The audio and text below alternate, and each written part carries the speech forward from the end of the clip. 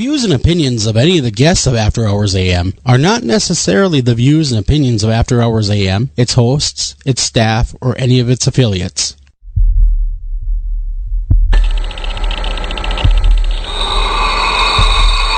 Welcome to the After Hours program.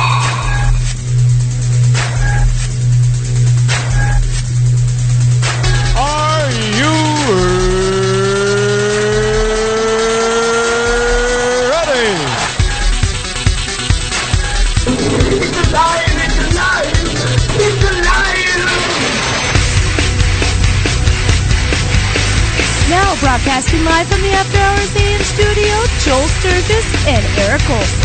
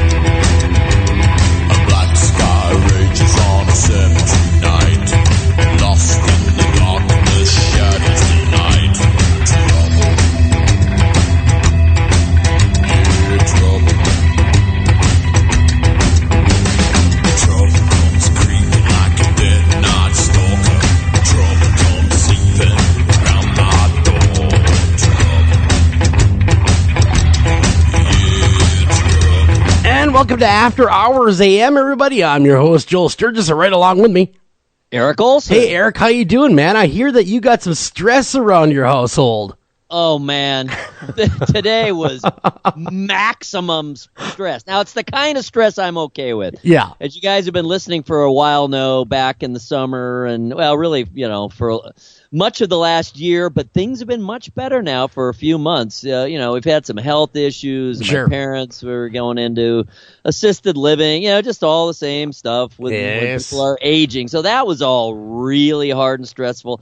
This is just nonsense. We're getting a car for our daughter who finally just got her license. She actually just turned 17. You're getting got her license. So we're getting her a car, and it's all very complicated because I'm still kind of transitioning from one business to another. So we're having to, I'm self-employed and all the credit nonsense that entails. And it's just one thing after another. And then we're not getting the value on the trade-in we were told we were going to get. You know how it goes. Just one thing after another. Two words for you, man. Muscle car. Get her a muscle car.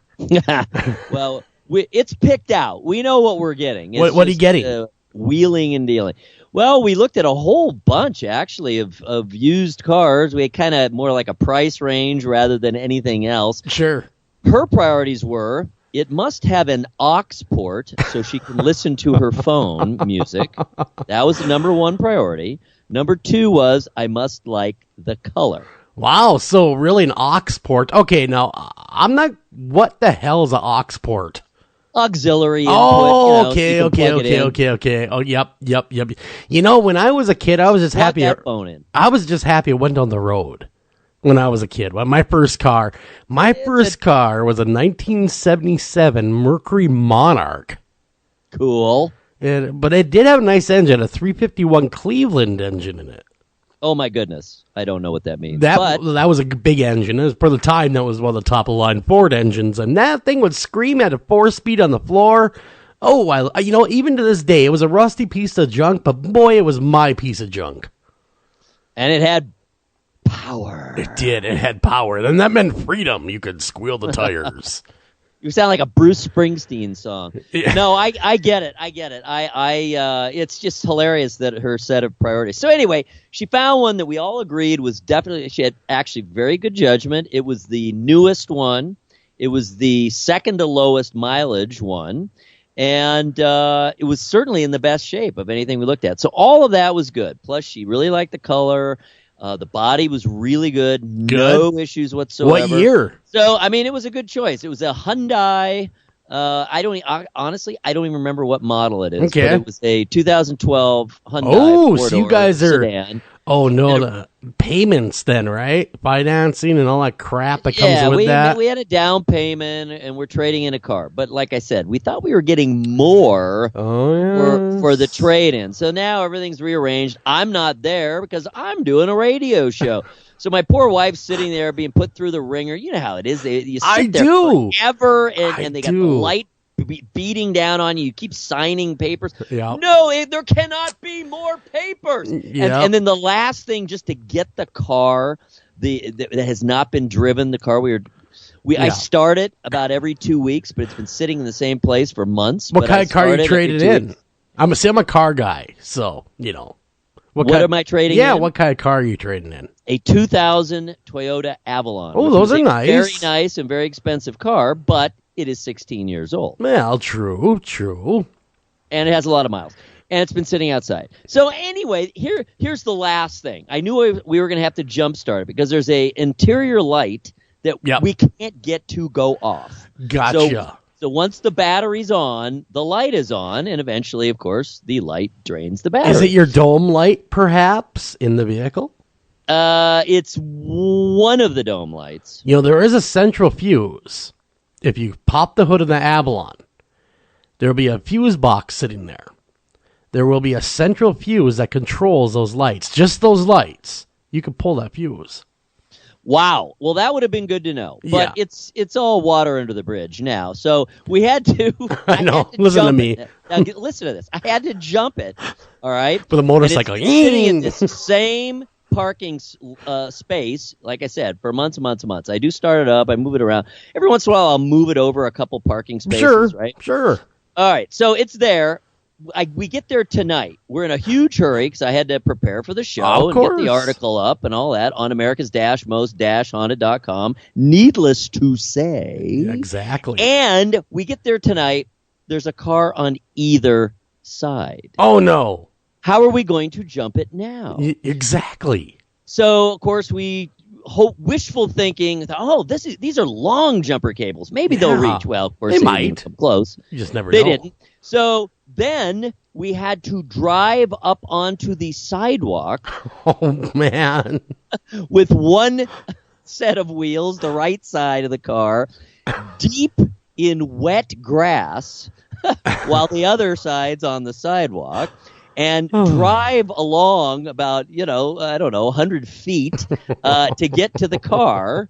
And so I'm parked on the sidewalk in front of the car, and then we finally got it started. Well, what is your car? What kind of car do you drive? Well, what's your daily driver? We could not have much more generic family-oriented cars. We have a Toyota Sienna minivan. Sure. And we have a Toyota Highlander. Okay. I guess it's an SUV. Sure. I drive a GMC Sierra 4-wheel drive 1500 pickup. That's what I drive. That's manly. That is manly, and I feel like a man every time I turn that key and I hear that powerful 5.3 liter V8 fire up. I kind of feel like a housewife. I mean, the Highlander's fine, but yeah. Well, no, it's fine. And, Tell you what. Actually, I have a lot of affection for the Sienna because, that's what we use to carry all our band equipment around. Sure, so it's like an end of it has hauled a lot of equipment, a lot of miles. It's like an end of an era. You know what I mean? You see what I'm saying? The Sienna, because, you get attached to your vehicles.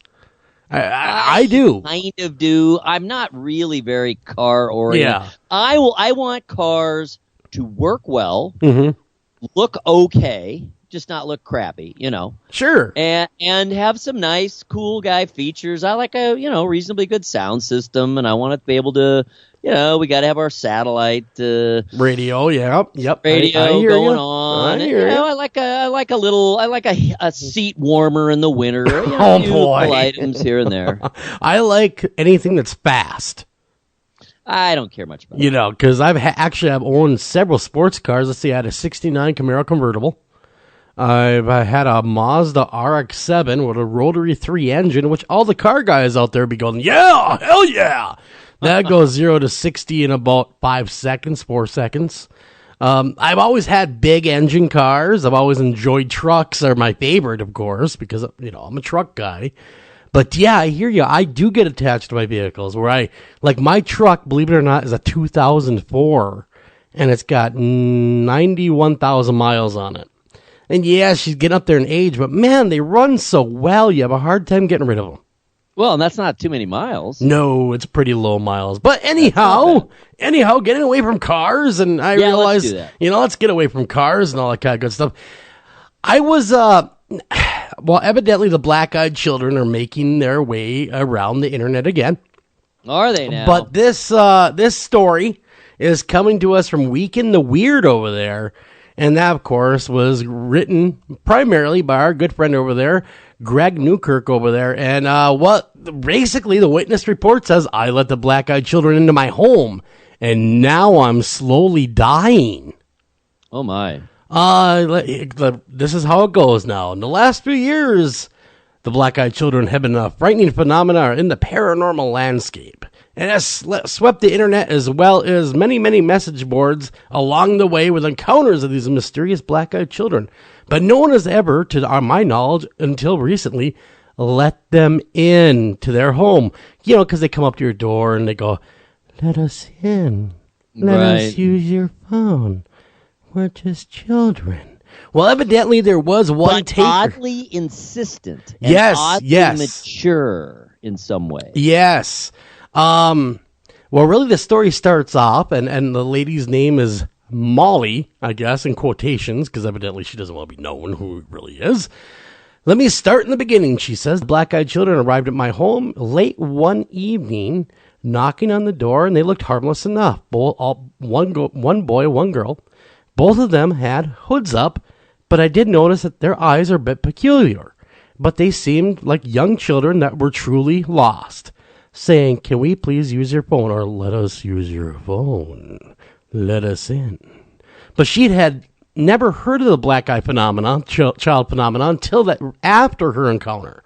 So she indeed opened this door to the black-eyed children. The black-eyed children came in, and she did not notice the extent of their blackness of their eyes until they were in her home. At that point, she got excited, got very, very scared, and she went to go call the police. The black-eyed children said, you don't want to do that. And then she insisted that she call their parents, which, of course, there's no one home in our house.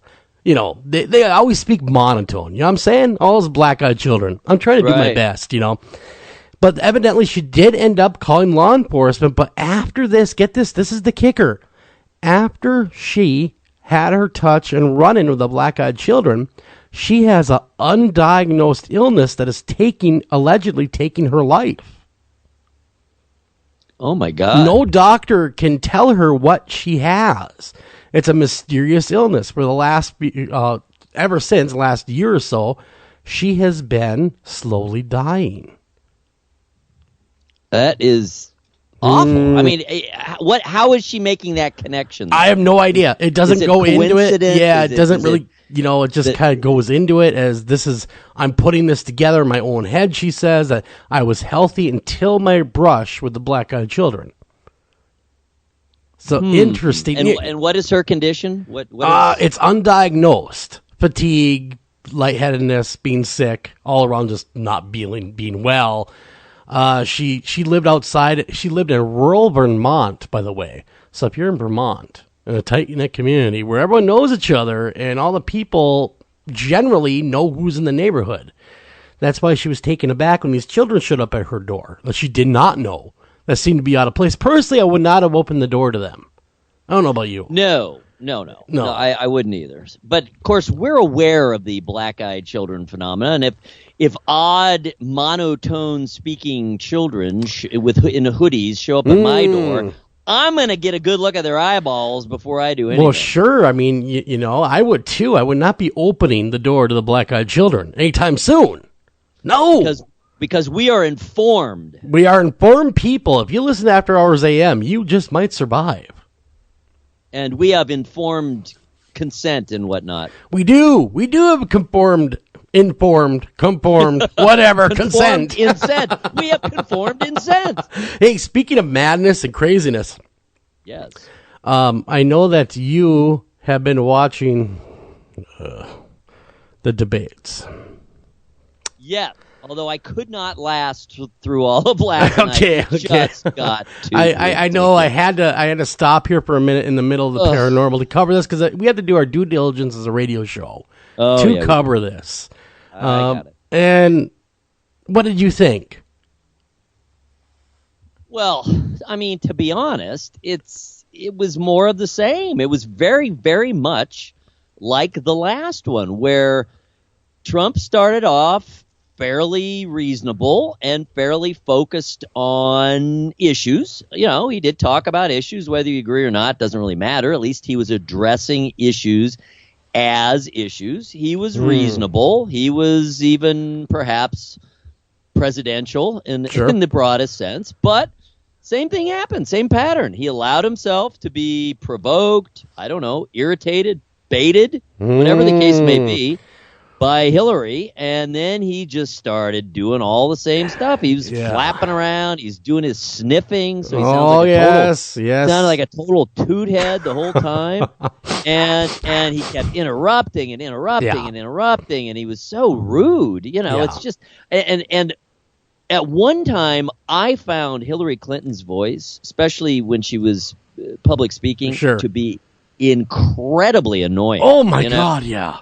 Oh, that strident tone she gets. But boy, they've been working on her because she is so much easier to listen to. Well, thank God. She doesn't get to that level of stridency where you just want to, punch her in the face, as punch her in the Donald Trump would say. Well, the reason why I bring that up, actually, I also had another reason for it, is I was informed today by a listener that Donald Trump is indeed a reptilian. Oh, he could be. That wouldn't surprise me. That I was informed that Donald Trump is his sniffling is a sign of a reptilian. That is an interesting... we were trying to figure out what it is. I don't really think that he's using cocaine. I mean, he's not that dumb, right? No. Not now, and not at 70 years old. No. And now he's running for president. I wouldn't think so. But then again, weirder things have happened. Weirder things have happened, but I'm giving him the benefit of the doubt on that one, all right? So I'm assuming it's not that. So is it an allergy? Does he have a cold? But no, because it's been going on for a while. So we finally came up with, it just seems to be some sort of nervous habit. It very well might. I don't believe he's a reptilian from Planet X or anything. I don't believe that's what's going on, and I don't think that's why he's sniffling. Because a lot of folks are going, boy, he sure sniffles a lot. What's going on? And it is cold and flu season, by the way, but he has had it the whole way. It hasn't been just this one time. Every time in a debate. Yeah. I mean almost sounds nauseating. Even more pronounced. Maybe we're just listening for it more. Maybe he was mic'd more heavily or more closely. But, I mean, it was so pronounced. It was all over Twitter last night. Everyone just like, God, what? He sounds like Darth Vader. He does. Hillary. That's what I'm waiting for. The most germane assessment that I have heard is, at this point, he's not really running for president anymore. He's kind of pivoting away from that, and he's promoting the brand. Well, yeah. He's talking to the converted. He's preaching to the converted.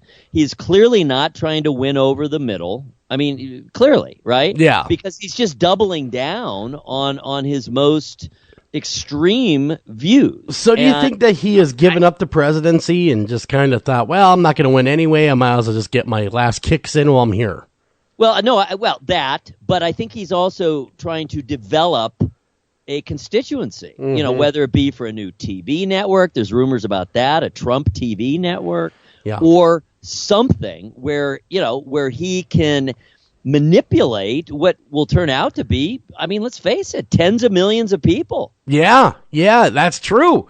I mean, support him. Think how powerful that is. The presidency, but it's still a lot of people. It's enough to make an impact. It's enough to make a big impact. It's enough to cause disruption. And everyone's talking about his comments about the legitimacy of the election, but I do have to add that really does undermine democracy. It really does. Not good for democracy. I don't believe him. I don't believe in that. I don't want to believe that. I do believe that we have a fair and honest election system.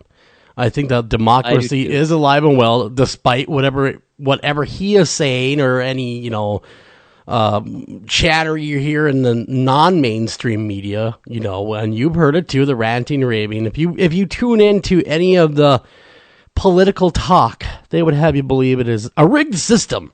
It's definitely a rigged system.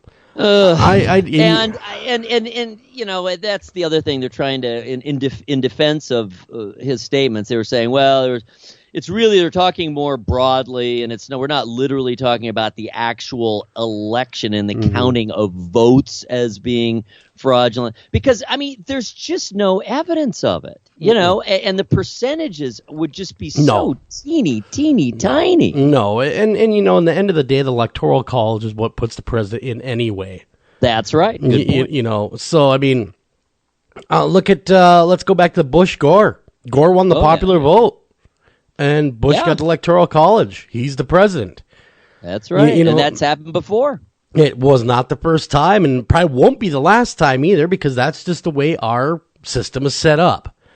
It's winner take all, state by state. For those who are maybe not part of the system, haven't gotten involved, or don't pay a whole lot of attention, or you're too young, or whatever the case may be, the votes go.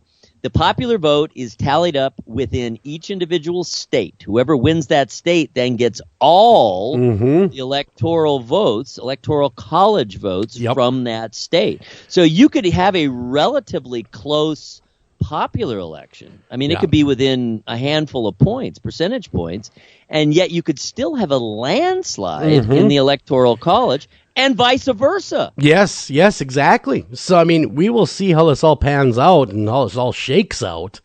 But, man, getting away from politics here, we got some great guests on tap tonight, man. Great guests. I am pumped. I am too. I have never interviewed Adam Berry. I have interviewed Amy Bruni 3-4 times before. Always enjoy it. Very, very charming, interesting, intelligent, charismatic person. I'm real excited to talk to Adam. Have never talked to him before, so that will be amazing. And they have a brand new show that debuts tomorrow on TLC. It was very recently moved from Destination America. I saw that. TLC. Yeah, and else got moved. Allegedly, this is what I heard. Now, maybe you can confirm nor deny, but Shepherdstown got moved as well. Ghosts of Shepherdstown. Yeah, Ghosts of Shepherdstown. According to what I've been reading, and I could be wrong here, but 10/9 Central, following the premiere of Ghosts of Shepherdstown special and a new season of A Haunting, then Kindred Spirits. You're absolutely right. So, that's cool. That is really great that TLC is picking up the mantle for basic cable viewers that don't get the Destination America. You're right, and that's been kind of a recurring theme. I'm going to look that up. That is a very interesting point. I actually saw that, but it didn't register. Yeah, I heard a rumor. Right, so here's what I'm seeing. This is a special of Ghosts of Shepherdstown, and that does air on TLC tomorrow. Now, I'm not sure if they're moving the whole series. That would be great if they did, because it give them a lot more access to people. I like Destination America. Love the station. They're great to us, but it's not the most accessible station. Not yet. No. It's kind of a second tier cable channel still. So there are a lot of people who don't get it. I think you got to get pretty much the full roster. Do you get it? Channels. Do you get that channel? Oh, yeah. Sure. We get everything. We get everything. I do not get that channel. Do you get TLC? I do. Okay, well, then it certainly applies to you, and I'm sure there are many, many, many more. No, we have some deal. It's actually I have to admit, a pretty good deal. It's very expensive, but we get a lot for it. So we got the bundle. You get the phone, you got to do the bundle. You got the fast internet, relatively fast for the United States, put it that way, at home. And then we get cable. And with this latest kind of upgrade, we have some sort of special, hoity-toity home kind of package. Oh, look at that. We get every channel on Earth. Really? On Earth? Pay channels. That is cool. That is very, very good deal. But yes, they are moving for one night only, it seems right now, a special for Ghosts of Shepherdstown. And then, of course, A Haunting, which is great that that's coming back, by the way.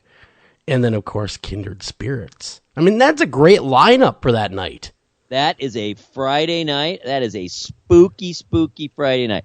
It'll be interesting to see how this plays out because TLC tends to skew very heavily female. So we'll see how that. Well, how that works. Say Yes to the Dress. The what is that show where it primarily features little people? I mean, what is that show called?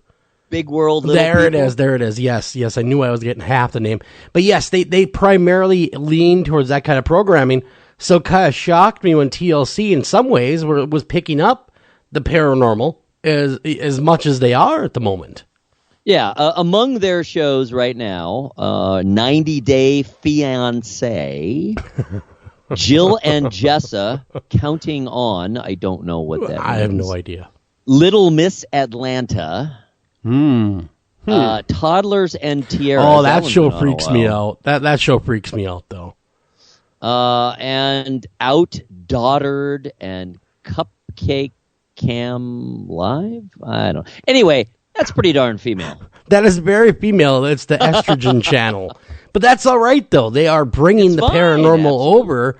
But the Toddlers and Tiaras, that freaks me out, that show. I cannot stand that show. Oh, I have to agree. And I look at my 2-year-old daughter thinking, I'd never doll you up like that. No, that's creepy as hell. No. Well, wasn't that where Honey Boo Boo got her start? Yes, I do believe it was. I do believe that is where Honey Boo Boo came to fame. Another strike against them. Another strike. Oh my gosh, almost third strike here. Come on, guys, pick it up. No, but very, very cool lineup. I can't wait to talk to, Amy and Barry, or Adam, rather. And that'll be a great, great interview because I've never talked to either one of them. Ooh. Never had the opportunity. Did you get a chance to take a look at I did. Tomorrow's episode? I did. I watched the screener, and thank you very much, TLC, for sending us that screener. And it was a very well put together program. I liked it a lot. And it was emotionally powerful. It was I was kind of going in thinking, no knock against Ghost Adventures, but more of a Ghost Adventures feel. They were more of an emotional feel in the show. Yeah. I mean that's kind of an underlying theme and that's why it's called Kindred Spirits. Sure. Because they are helping families who have the impression anyway that they're being haunted by family members, by deceased family members.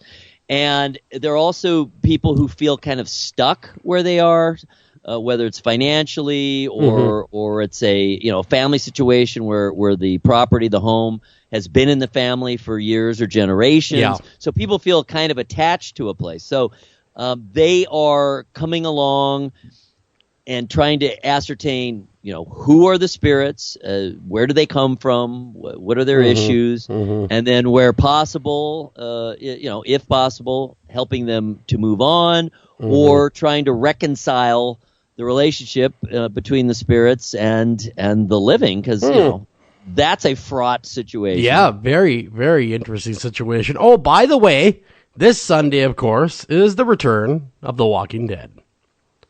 Finally. Last chance to lock in your answer, who you think is dead.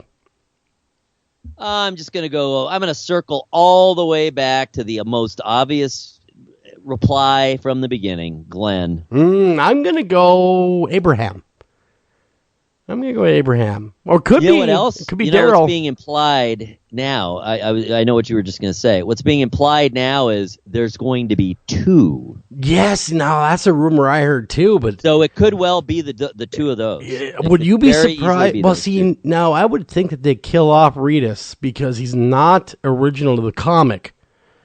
he was a made up for the series. Am I correct or am I wrong there? Because I don't read a lot of the comics. No, you are correct. Okay, that would be the most logical choice because he would be, expendable. But then again, you'd have to put up with the rioting if that did happen. Exactly. If Daryl dies, we riot. We riot. That's right.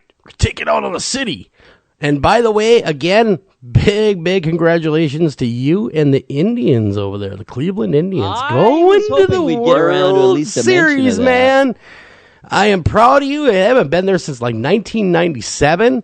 It will be interesting to see how well they do. Hopefully they go all the way. I was hoping my Twins would do something this year, but they did not. But my Vikings are kicking butt. So I hear. They seem to be doing quite well. Yes, they're doing really, really well. But we got to get out of here, go pay some bills, come right back. We're going to get to your America's Most Haunted Headlines. Don't go anywhere. Be right back after this.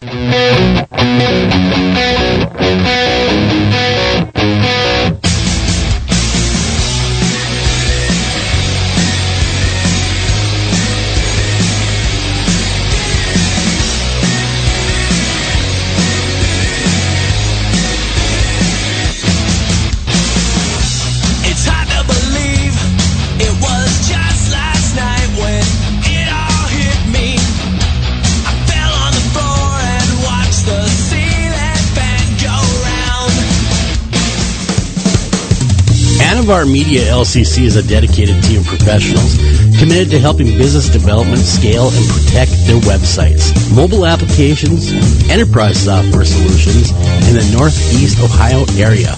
Locally owned since 2012, our client-centered values truly sets Anavar apart. Contact us today to learn how you can get 25% off your first project. Call them at 234-380-4852. Again, that's 234-380-4852, or visit them at www.anavar.com. Again, that's www.anavar.com.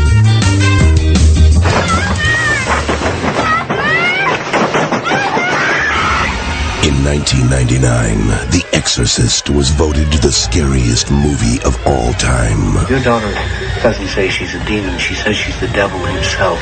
Entertainment Weekly calls it the most viscerally harrowing movie ever made. That thing upstairs isn't my daughter. The most electrifying movie of the 20th century is now coming back to theaters. Where's Reagan? In here with us. Author William Peter Blatty and director William Friedkin have created an expanded, thrilling new version of The Exorcist with footage that has never been seen before. She needs a priest. Don't miss The Exorcist in the version you've never seen. Possessing theaters everywhere. Rated R, under 17, not admitted without parent. Hey everybody, this is Joel Sturgis, and did you know that After Hours AM and America's Most Haunted have a great new website out there? You're going to want to visit America's-most-haunted.com. There you can get all the new content from all the writers for America's Most Haunted, as well as the great haunted headlines everybody loves each and every week, as well as catch After Hours AM live right there, along with podcasts, past shows, and get to know your hosts, as well as contact us all in one stop. You're going to love it. You're not going to want to go anywhere else. So come to America's-most-haunted.com today. Do you have a question for our guest tonight? Don't feel like calling the show? Not a problem. Email those questions to afterhoursam@gmail.com. Again, that's afterhoursam@gmail.com. The child won't even let me touch her. Yes. Sometimes you have to give them candy.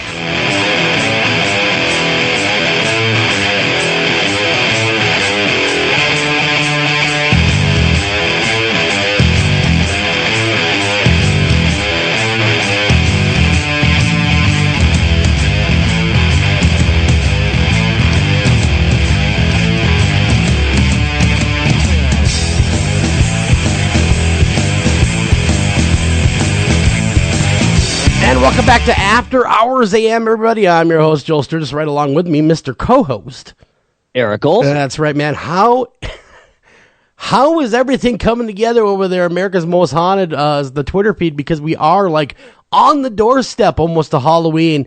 Is the creepiness ramping up? The creepiness is 24/7, That's my right. friends. That's the answer I wanted.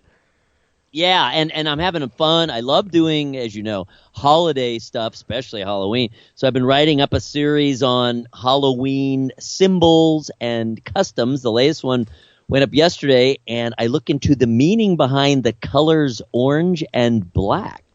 Really? And yes. Can you give us a little preview of what that means? Well, sure. If you want to read the whole article, and it's not that long, go check it out. It's over at americas-most-haunted.com. But it's actually pretty easy to summarize in a nutshell. Black is the color of death and is also very closely associated with witches and witchcraft, which became very much associated with Halloween.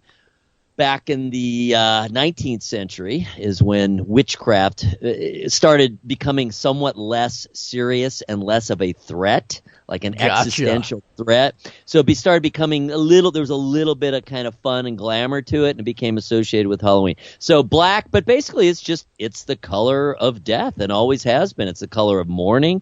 There's very, very few cultures throughout the world and throughout history. It's very interesting.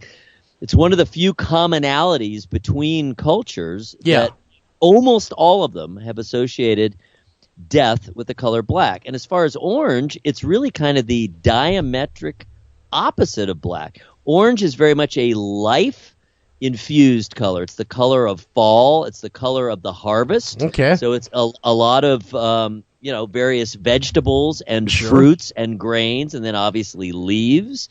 Are orange, and so harvest time is in many ways, especially in the old days, as they say, throughout most of human history, agricultural history, that was the best time of year. That was the most secure time of year. If you had a good harvest, hey, you were set for the fall and set for the winter. You weren't going to die of starvation over the winter. Well, because the winter time could mean death. I mean, especially if, absolutely. Like where we are, it gets 40 below zero. No margin of error. There really is no margin. Now we take it for granted because we have all the, comforts of home now. But back in those days, if you didn't do well in your crops, you didn't have enough wood stored, you didn't have everything good to go, you very really could have died. There's certain death outside your door. Absolutely. And especially when we're talking about, there was a period of a couple hundred years called the Little Ice Age. Did you hear about this? I've heard something about that we did go through a little ice age and killed a lot of folks. I mean, there were no summers.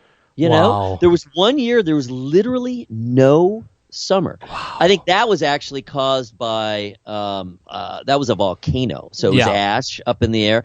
That one where it literally never warmed up, the entire year. But there was about a 200-year period, 1600s, 1700s, I believe, where the northern hemisphere was much, much colder than normal. Mm-hmm. And so even more so than usual during that time, which is when a lot of customs were formed and we're coming out of the Middle Ages, you're through the Renaissance and the Age of Enlightenment and all that. And it was a very, very dangerous time. And it was much, much colder. So anyway, the bottom line is the harvest was so incredibly important because then you're fortified, you have your food, you have your stores, and you're not going to starve. And it was a time for feasting and celebrating. And so over time, and then, of course, by the 19th century, when Halloween kind of moved to America, when you had the influx from the UK, especially Ireland, in the 19th century, and they brought many of the Halloween traditions over with them. And all of a sudden, they discovered the pumpkins, which were native here, not native to the UK at all. Yep. They didn't even know what the heck they were. These big orange, red, showed up. What the heck are round those things that were very easy to carve, and do their jack-o'-lanterns out of. So they were vibrant orange. So it just really all came together in the 19th century, especially here in America, where you had the orange and the black. And the other cool thing about it is there's no other holidays that are associated with those two colors. Now, you get some orange element to Thanksgiving because of because of the harvest and the leaves and whatnot, but it's really more brown. Yep. And it's not black. There's no black associated with Thanksgiving. So, though, if you think about it, if you see someone wearing orange and black and it's not October, you think, what is wrong with them? Yeah, this is out of place. What the heck, man? Why are you wearing the orange and black? And it's not October, it's not Halloween. They kind of look at them with that weird look. You're absolutely correct. So that's just kind of one final note. And there's a lot more details and specifics about it, of course, about the colors. Just go into a little more detail about the history. But in a nutshell, that is why we have those colors, and that is the symbolism and meaning behind them. Plus, they just kind of look cool. You know, they're both cool and spooky. They are. That orange light is so they spooky. are. Speaking of spooky, you got the live stream of Zozo House. I saw you put on there, man. I mean, we were talking to Robert Murch last night, and he is part of this. And we were talking about the Zozo demon phenomena last night at After Hours AM. And so it's kind of a freaky deal, man. Kind of a freaky deal indeed. Well, it really is, and it's an interesting article. It's a really good interview that we brought over from Blog Critics, and it's available on America's Most Haunted. Left out a dash. America's Most Haunted.com. A really cool interview with the two guys leading up the investigation, Tim Wood and Darren Evans. And Darren Evans is the guy who lived through it. In fact, last night off air, we were talking to Murch, and he had mentioned we should get them on the air, that they'd love to come on After Hours. Absolutely. The only problem is we are so cool. Oh, we're booked. We're booked for 2 months. We're booked solid. That's a good thing. Don't get me wrong. That's into December. How cool is that? That is so cool. That is really, really cool. But the Zozo phenomena, live and well, evidently. We talked about in depth last night, and it was kind of it was spooky. Yeah, it's going to be live streamed, 72-hour live investigation on Sci-Fi Live, which I guess is the biggest paranormal station on YouTube. That is what channel, I should say. Yeah, that's YouTube. What I've been told. That's exactly. I might check it out. I'm going to try to check some of that out. 72 hours is a long time. I think I'd like to see the highlights. Exactly. Give me the ESPN version, please. The Reader's Digest condensed version. Boil that 72 hours down to 5 minutes. That's right. Just give us the highlights, folks. And I will be darn happy about it. He'll be all over it. Today is, though? Today is a monumental day. Really? What is today, sir? In monster movie history. Oh, wait a minute. Is it possibly a certain vampire's birthday? Bela Lugosi. Oh, yes. Yes, Bela Lugosi. Born, get this, think how long ago this was. October 20th, 1882. Wow. Man, good old Bela Lugosi. Gosh, what a great horror actor he was. That's almost like 140 years ago. I know. I mean, my gosh. And you see, in some of his movies today. 130. Are still they're scary. fantastic. They are great. They're not all great. Later in his career, he was, he was in Plan 9 from Outer Space. Are you a Lon Chaney guy or are you a Lugosi guy?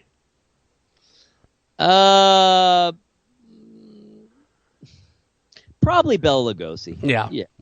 I love the Dracula character. It's just so fundamental. When you think about the classic monsters, you think of Bela Lugosi as Dracula and Boris Karloff as Frankenstein. Yep. Frankenstein's monster, to be specific. Yep.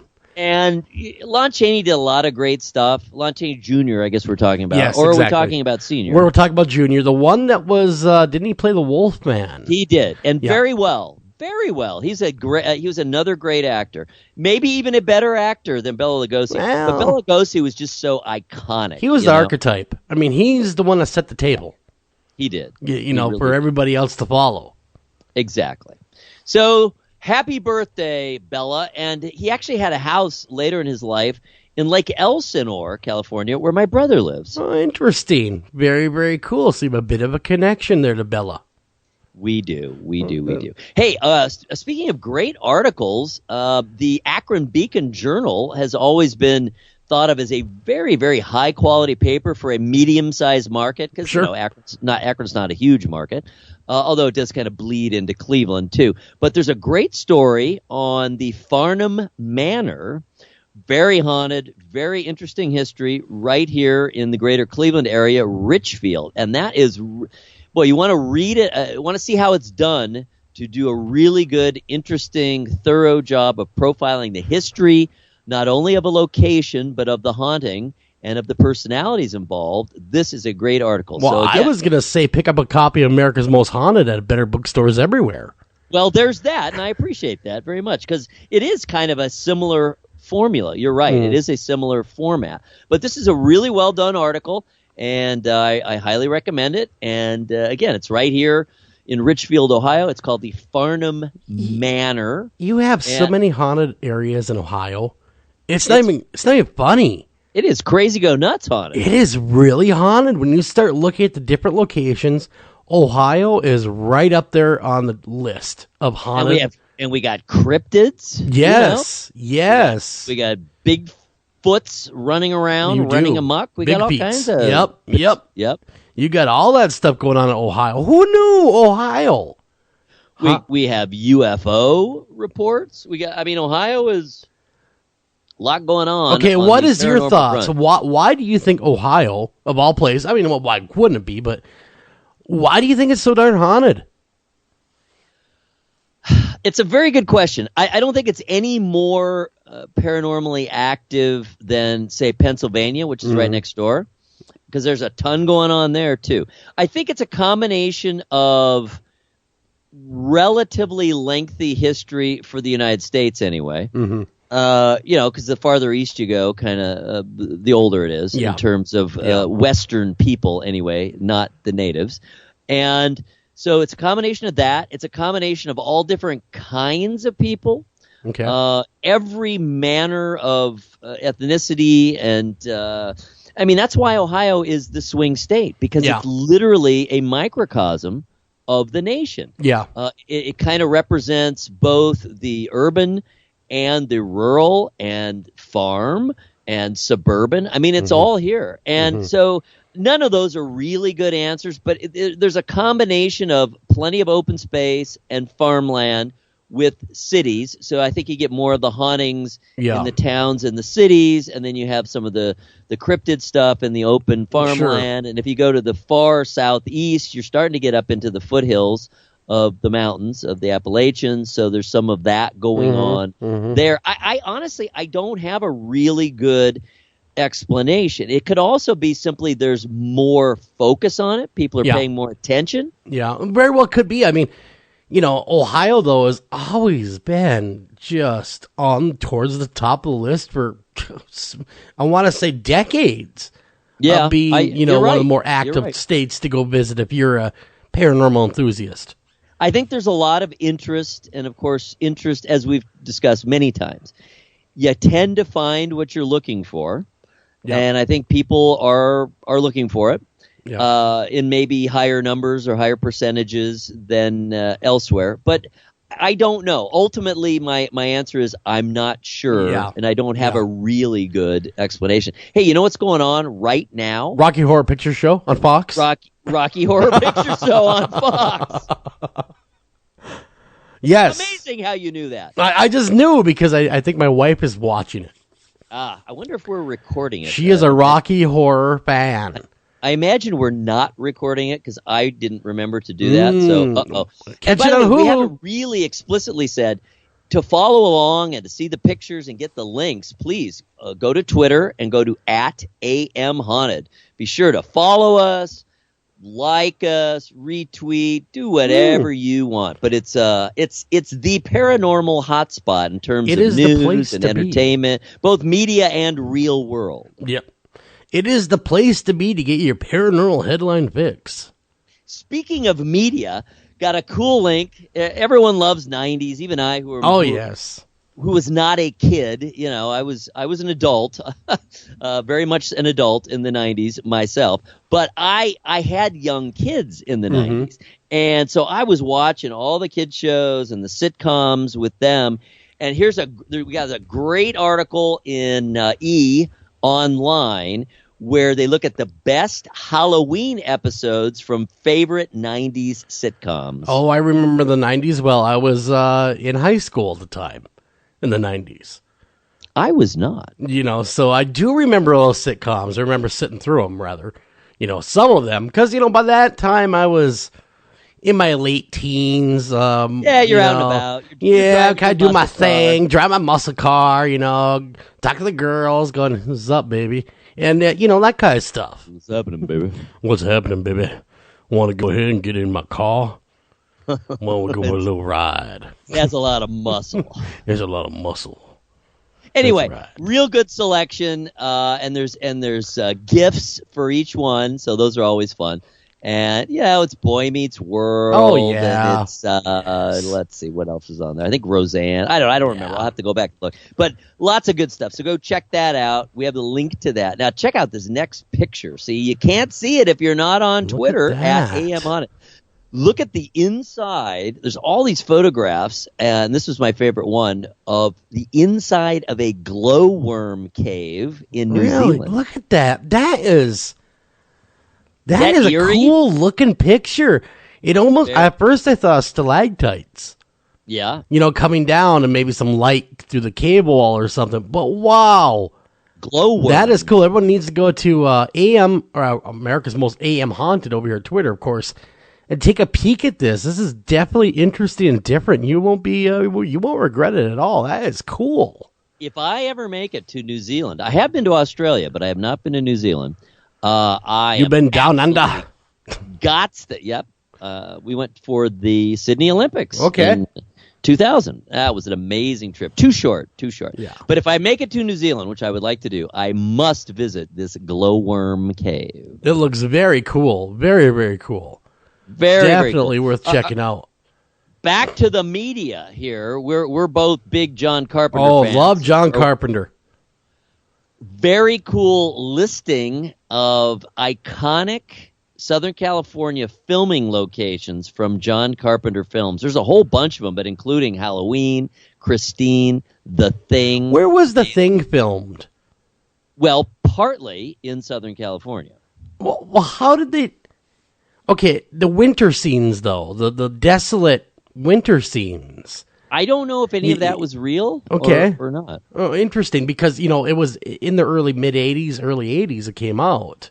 Right. So CGI was not a thing yet. I don't know if any of it was location or if it was literally just I'm going to find sets. out. I love that movie. The Thing, it's scared horrifying. the hell out of me when I was a kid. Me too. Oh, it really it freaked me out. I remember watching it. That and the Alien. Remember Alien? Sigourney Weaver. That's another one that freaked me out. Oh, of course. I didn't get much sleep in the early 80s. Very. Let me tell you, stressful. There's so much tension in Alien. Oh my goodness. Yeah. All right, I've gone to the article real quick to try to give you an answer on The Thing. Let's see here. Yeah, no, they were actually, they did film on the tundra, but portions were filmed in an LA film studio. So that means they either went to Wisconsin or Minnesota or one of the Dakotas to film the desolate winter scenes. They were on location. I will have to look further in to see what the actual tundra locations Which were. frozen tundra? But portions were shot in an LA studio. Now that was great filmmaking, though. You don't see that kind of filmmaking anymore. Well, it's very resourceful and it's very organic, and like you said, it's not dependent on computers. Mm-hmm. Mm-hmm. And when it comes to Halloween, effects, I gotta ask you. We've never discussed this debate, but we will now. John Carpenter's Halloween or Rob Zombie's Halloween? Oh, John Carpenter. Oh, good. Thank God you said that. Yeah, not even close. I'm not that big of a Rob Zombie movie fan. I'm a quite big Rob Zombie music fan, especially White Zombie. I love that band. Sure, I mean, musically he did great stuff. Yeah, I mean, it's just kind of right in my wheelhouse. I like the real heavy, crunchy guitars, but I also like the beat. You know, you got to have a good, heavy, shall we say, danceable beat. Because I've seen this. White Zombie was perfect for me. I've seen this argument, of course, on social media all month. Carpenter zombie. Carpenter all the way for me anyway. Yeah, I didn't know there were that many people who prefer the Rob Zombie. I didn't know either, and I want to say, well, folks, if it wasn't for Carpenter, you wouldn't have the zombie version. Basically, of the film. Besides just the level of explicitness, and gore, the other real big difference is the level. Well, explicitness in a different way. Yeah. Showing so much of his early life. Yeah, I mean, I get the backstory. It was. There's some element of mystery you like in your boogeyman. Exactly. And he's the ultimate boogeyman. He is. So you don't want to know too much about him. No. He's not some guy who's motivated by revenge or love or really anything. Nothing. He's just a murderous psychopath. Yeah, and that's all you need to know to be afraid of him. Is he's got a knife. I think it makes him more scary. I don't want to empathize with him. No, I do not want to become Clarissa Cole and start empathizing with the guy. Our beloved. Yeah, our beloved Clarissa Cole. Our beloved. Yeah, and she'll get the joke. She will, because, she, of course, you can find Dr. Clarissa Cole here every first Thursday of every month, where we run down a different serial killer. I don't think Michael Myers, although we should ask her. Yeah, we should do a Halloween. We should have her take on a fictional character. We should have her do a Halloween, right? Because it's basically right after Halloween she's going to be on. A Halloween monster profile. I think that would be outstanding. That would be pretty cool to get her workup on Michael Myers. I think he'd be the ideal one. I do, because Jason Voorhees, too complicated. A very complicated guy. And the mother. The mommy issues, the drowning.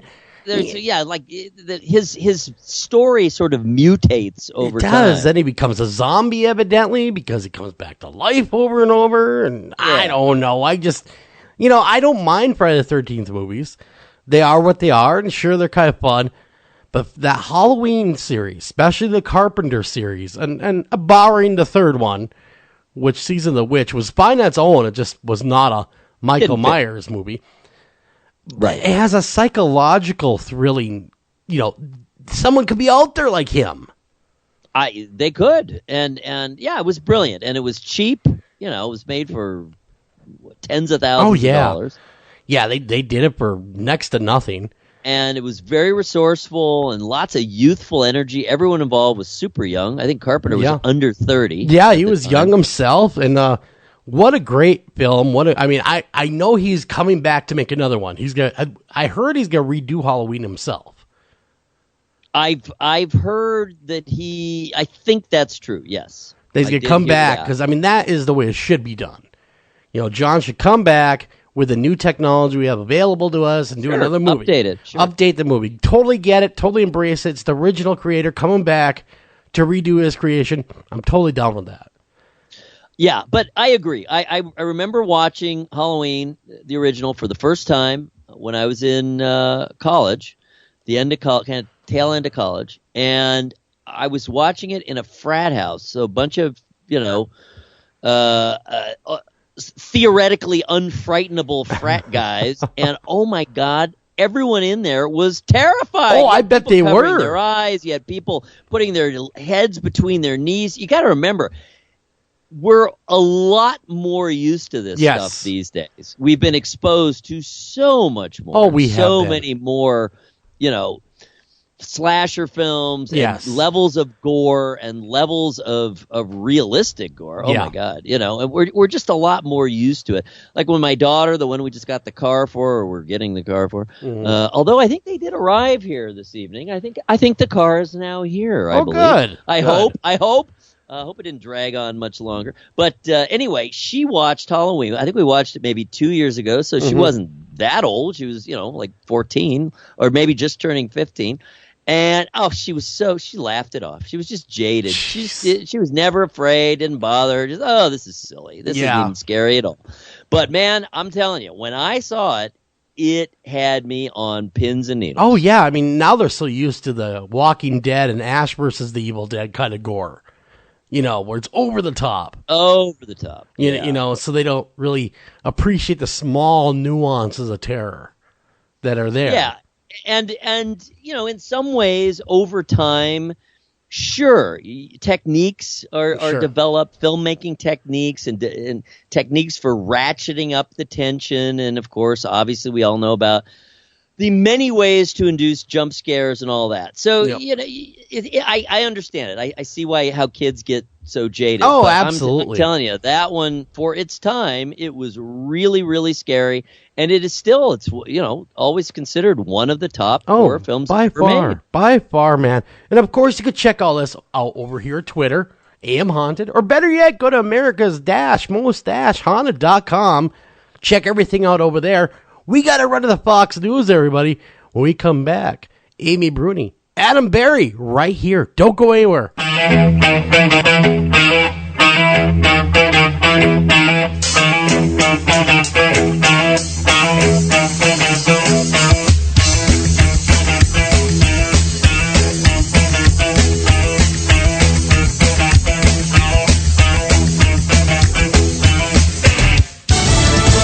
Fox News Radio, I'm Kathleen Maloney. A firestorm continues over Donald Trump's debate remark that he may not accept the results of next month's election. Even when your preferred candidate loses, even when you are the one who's running and you lose, you've got to see the bigger picture and say that here in America, we believe in democracy and we accept the will of the people. President Obama campaigning for Hillary Clinton in Miami, Florida, also advising people to take advantage of early voting, which begins in the state on Monday.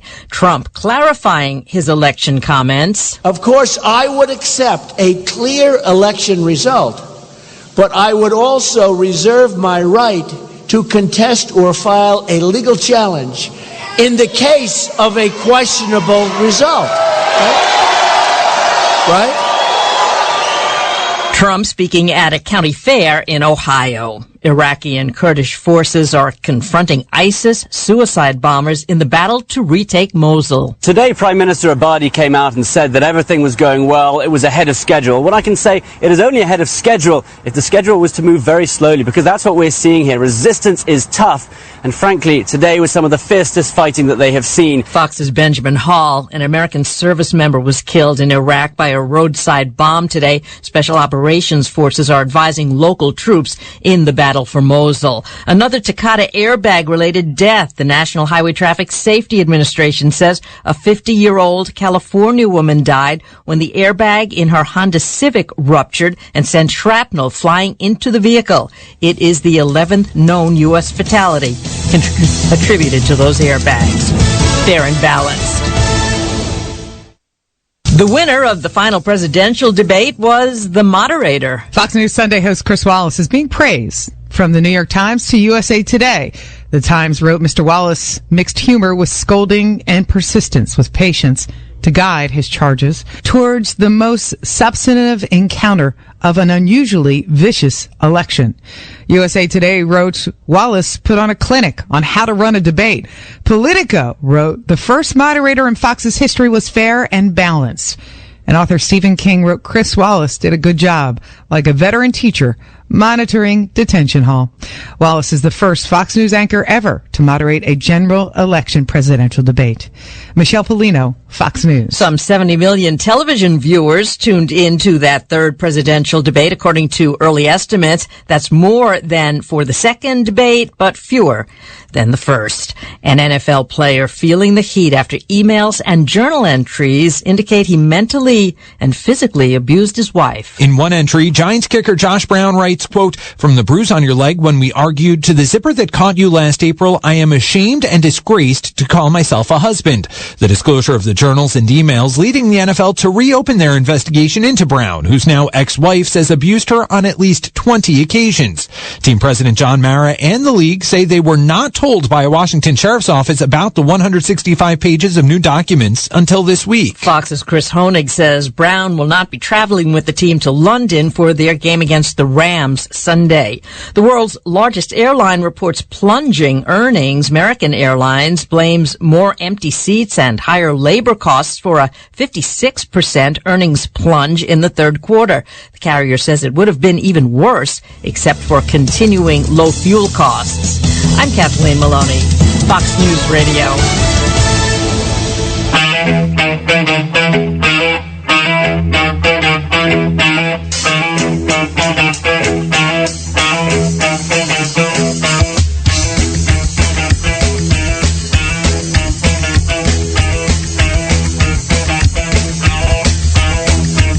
And welcome back to After Hours AM, everybody. I'm your host, Joel Sturgis, and right along with me, Eric Olsen. Hey, Eric, man, we got a couple really awesome guests tonight. Who do we got, man? We do. I am very, very excited. We have Amy Bruni and Adam Berry of the brand new show premiering on TLC tomorrow night, Kindred Spirits. Ghost Hunters alumni, Amy and Adam help real families that fear their homes are haunted by loved ones who have passed on. Frightened by the mysterious happenings, but hesitant to pick up and leave their homes, these families have turned to two of America's leading paranormal investigators to capture evidence, ascertain the nature of the spirits, and bring closure to family. With added stress from the possibility that the spirits may be their own late family members, each episode of Kindred Spirits introduces a new family that seeks help from Amy and Adam. Welcome to the program. So great to have you both on. Oh, thank you for having us. Thank you. Yeah, we saw the screener of we saw early screener, of course, of the first episode. I gotta say, it was very heart touching. I was almost taken aback at the humanity in it as well, of dealing with people that could be, it's their loved ones they're dealing with, and how kind and you were with these people. It wasn't just a clinical ghost hunt. You really were trying to get answers for these poor people. That struck me the hardest right there. So really want to give you guys real props for that. Thank you. I think that was our goal. We wanted to kind of bring the humanity back to ghost hunting. I mean, obviously there's a lot of people out there who do it for like the thrill-seeking aspect, but there's a very, very real, sympathetic kind of way to go about things, and that's what we wanted to showcase. And a word not normally associated with paranormal investigation shows is gentleness, and both of you are very gentle with the emotions and the feelings of both the living and the non-living who are present in these places. And that really is a breath of fresh air. And I can see why you guys why it made so much sense to move the show over to TLC. That's congratulations on that too. That's exciting. Thank you. We were, when they told us, we were like, is this a good thing? Yeah. We're not on the same nights as Taller and Tierras, are we? No. We were kind of shocked, but we were kind of shocked, but it's great to have a larger viewing audience to actually showcase something that we're really passionate about, and it also shows that the genre can cross over. It doesn't have to necessarily be only on Sci-Fi or only on Destination America. Right, it can be on a show. It can be on a network that does do things like Toddlers and Tiara, My 600-Pound Life, and cakes and cupcakes and whatnot. Yeah, exactly. I mean, but it's our show is completely different. It's made by Destination America and us, and it's on TLC. It's something that they've never done before, ever. It's a genre they've never tackled, and I think it's exciting. It really is exciting. Yeah, it certainly is. Now, I guess I got to back up a little bit because this is the first time either one of you have ever been on After Hours AM. And I also want to get a big shout out to our listeners over at iHeartRadio too, Eric. We got to make sure to do that once in a while. All the people we love iHeartRadio. We love you, iHeartMedia. But anyhow, give them a big shout out. Give them some love.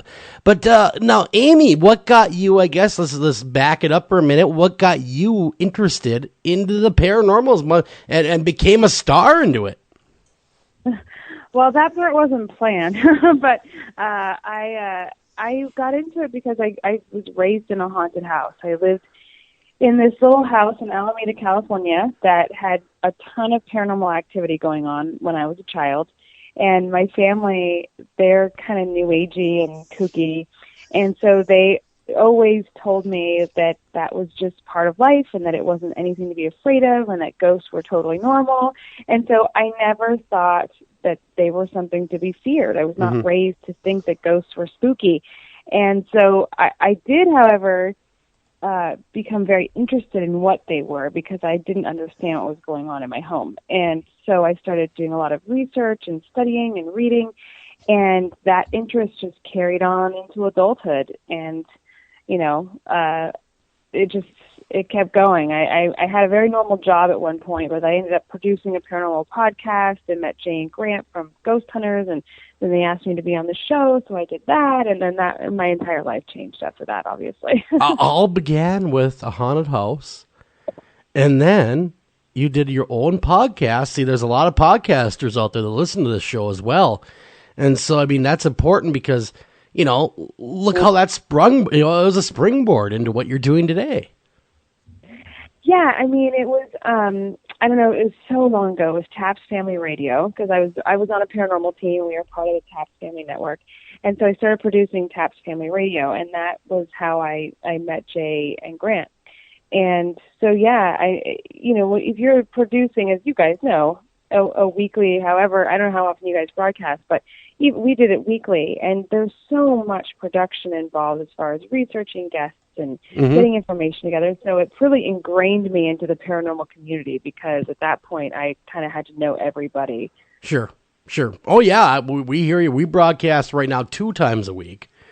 And of course we're kind of, you know, we're like a bad penny. We're everywhere, you know, throughout the radio landscape. But you know, and that takes time to build. You know, also, and I really admire that you know, radio is not easy. Anyone that thinks it's easy, come sit behind the microphone. It actually is really tough.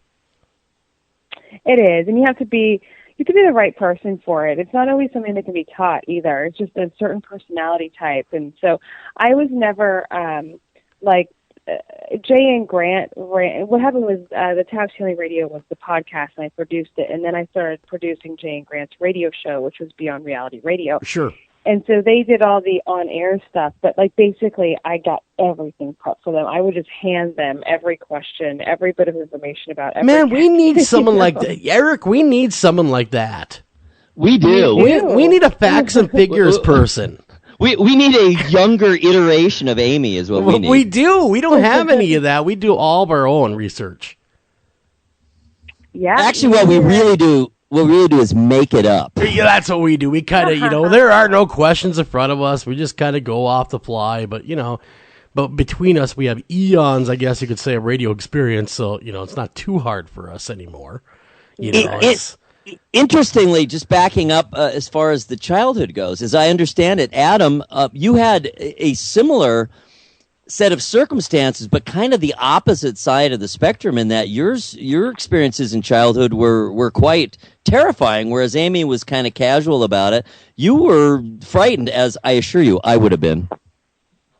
Well, yeah, I mean, you know, it's the unexplainable. It's experiencing the unexplainable and not knowing what that means, and not knowing if, you know, am I crazy? What's happening? And does anyone else experience these things at all? And sometimes it's hard to talk about because you're like, you know, I have these, you know, these things are happening, but does it affect anyone else? And does anyone else, you know, do they have similar experiences? And I'm not alone. And it took a while to kind of, you know, figure out that, yeah, a ton of people have these experiences, and no, you're not crazy. And you know, it took creating my own team and starting investigating and reading books and learning about what actually, you know, the spirit world is in a nutshell, from a theoretical standpoint, to really know that it's something to not be afraid of, and that we can investigate it and we can research it and we can help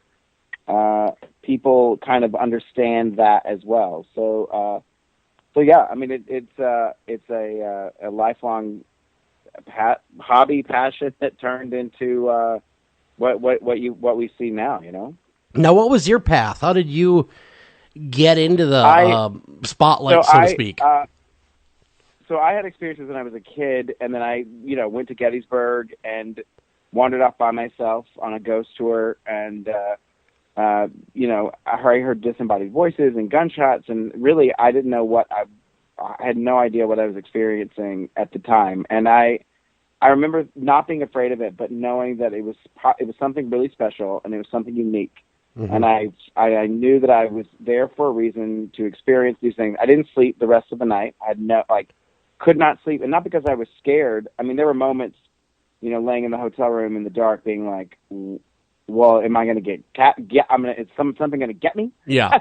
But it was just trying to process what it was, and wanting to be like, well, am I ever going to experience anything like it again? And how do I do that? And how do I go about, putting myself in a position where I can experience those kind of things? And that's where I, ended up learning about teams and I created my own team out on Cape Cod, and we used to investigate homes around Provincetown and the Cape and cemeteries, and we would do EVP stuff, and so basically that was the majority of what I like to do in the wintertime in Provincetown, because it's slow. It's a summer community. Sure. There's nothing much to do, and that kept us really busy. And we created a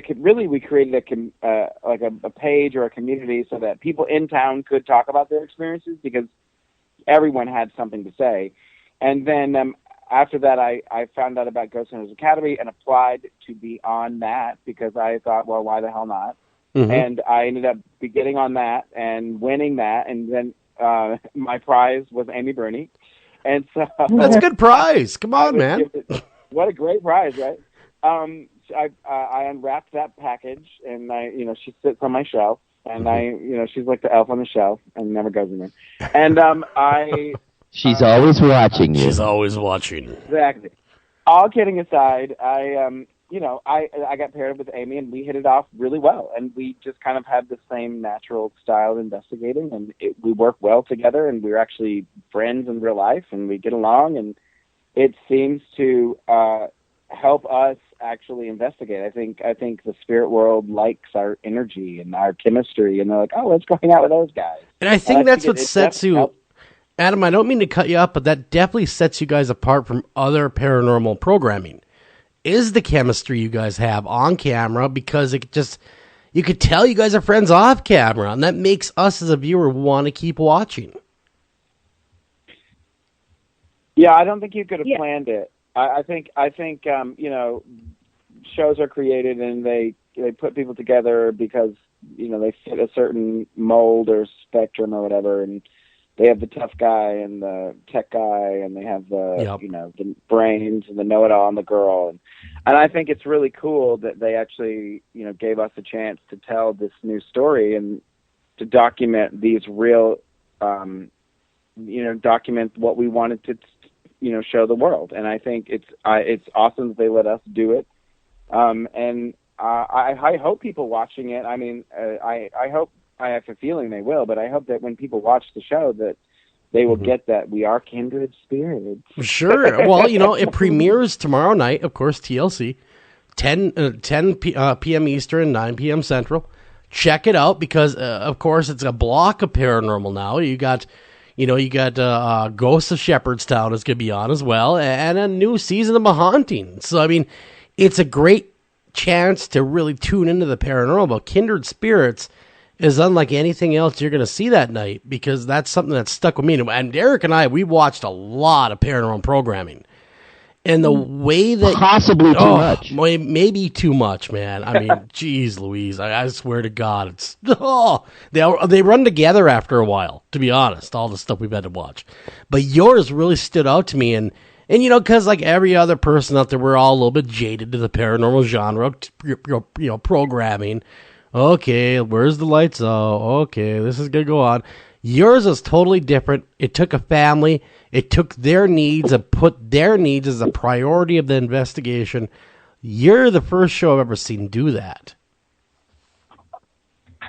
I mean, that was really important to us. That was just the whole premise when we discussed doing Kindred Spirits, was we wanted to help families that were terrified, because what seems normal and everyday to us, being paranormal investigators, these families who have no idea about this stuff, they're living with it every day. Mm-hmm. And so it was our goal to just be able to go into their homes and solve this for them, give them answers to who is there. Most of them they all thought that it was a loved one. Mm-hmm. And, we tried to figure out exactly who it was and why they were there and how we could calm things down.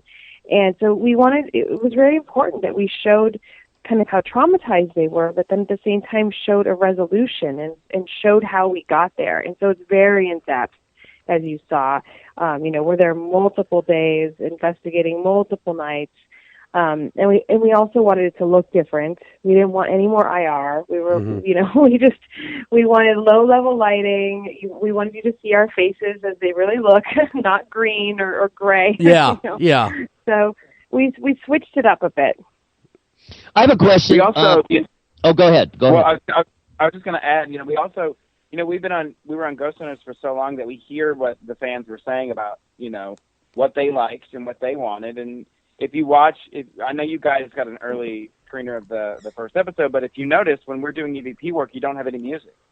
There's no music. No. We want to show you how quiet it actually is. Yeah. We want to show you what it's like and that there is nothing happening. No one's moving, no one's talking, and these EVPs are coming through. It's not, we wanted to make it as real and as live as we could. Within these strictures of American programming. Yes, I think, as Joel's been saying, I agree entirely. My question was, since you guys are so close, and it's obvious, it's been obvious since Ghost Hunters, that you really get along, you're buds, you're very close. I'm wondering, do you ever find that you have aspects of your philosophy in terms of investigating, in terms of your view of the paranormal? Are there any differences there? Do you ever have differences?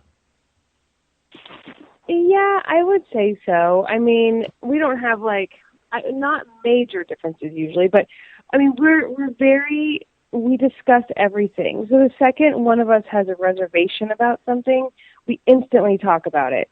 And then we come to a compromise. It's kind of, it's weird because we don't have anything that we're really stuck on that we bang heads, about. But we definitely have moments where we disagree, but we instantly, because we're very aware of the fact that, we have to work together all the time. Mm-hmm. We also are incredibly good friends. We're like family. And so we don't want to jeopardize that relationship in any way. And so the second there's any hint of stress or something, we instantly talk about it. We get it out in the open.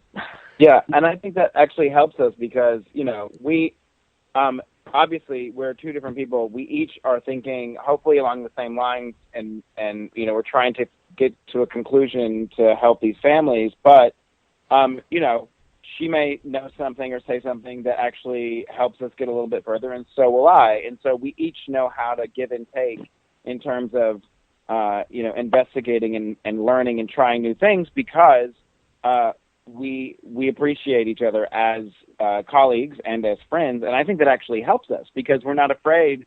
I'm not afraid to back away a little bit and let her take the lead, and she's not afraid to do the same thing if it's necessary because we each have different traits that work under different investigative circumstances. Yeah, I noticed that even during the first episode. That each one of you had your strengths and you knew how to utilize them. Amy would back off when or you'd back off a little bit, when it came with a child spirit. Because the bear, I don't want to give away too much, but there was a bear scene, right? And Amy really took the lead because she's a mother, so she's that nurturing touch, and that really brought that scene together, and it brought that activity out. Exactly, and I think that. Yeah.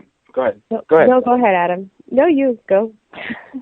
No, I was just going to say. That's exactly it. It's we know where our strength lies, and if we encounter a child spirit, obviously a mother's love and intuition and energy is different than an uncle's.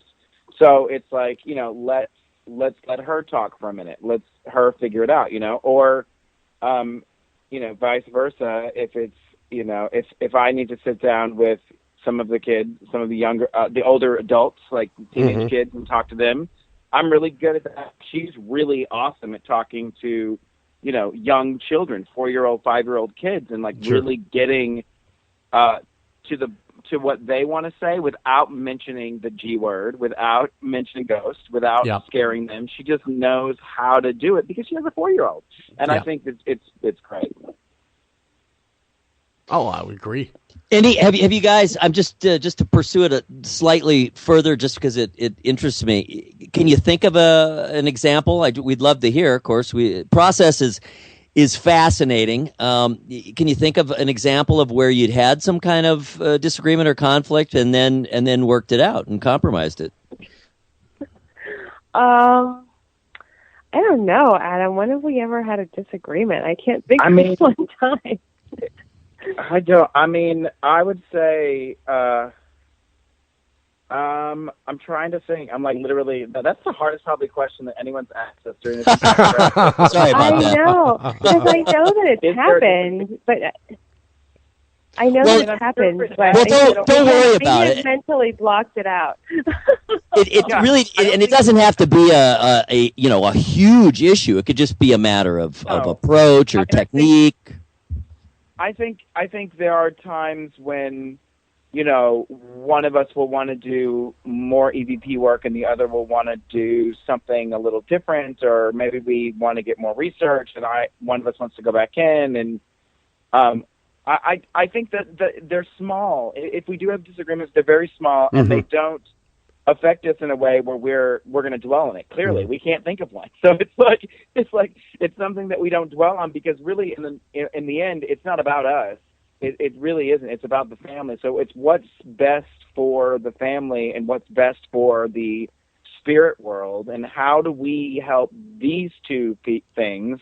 So whatever our grievances are, if we have a disagreement about if we're disagreeing on anything, then I think we acknowledge it quickly, fix it, and move on, and we don't even dwell on it, because maybe we disagree about what kind of wine to drink at a restaurant.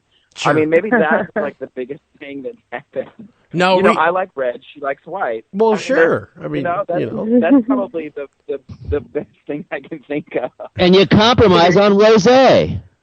There you go. Exactly. Especially exactly.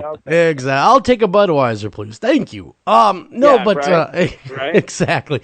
But now in the series, as we keep watching, are you guys going to keep focusing primarily in helping families, or we're going to see you go into Trans-Allegheny or any of these big, sprawling, haunted locations?